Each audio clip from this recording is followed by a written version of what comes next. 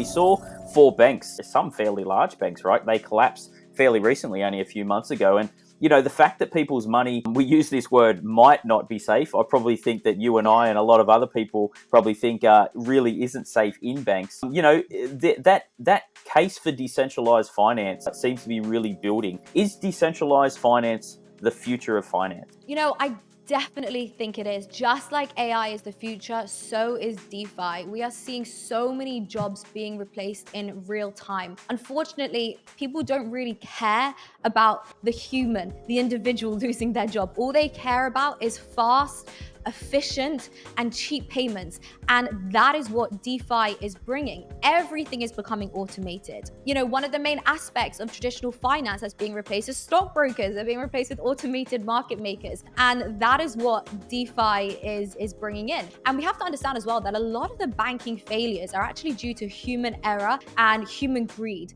And of course, that's really not going to be an issue with this type of technology using smart contracts. Another really important point, and I think it's actually the most important point of all, is that we live in a 24/7 world. It's not about 9 to 5 anymore. I mean, you're over in Australia, it's probably like 11, 12 p.m. for you. This is not a 9 to 5 world anymore.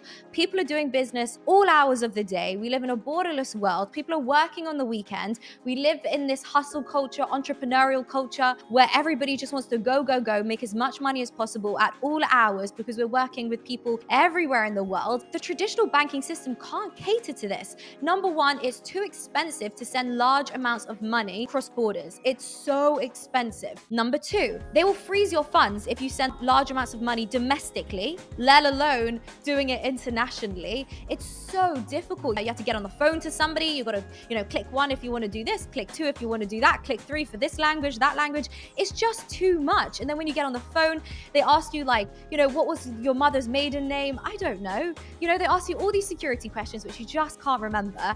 What was the 4th digit of that one word you told us years ago?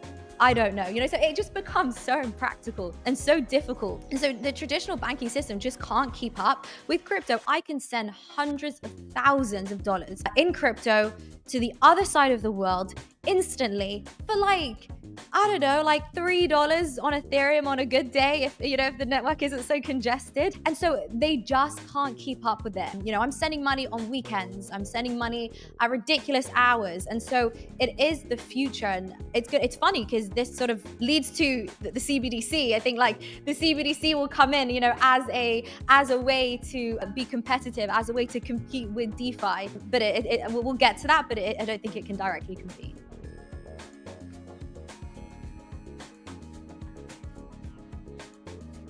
Remind me what you want to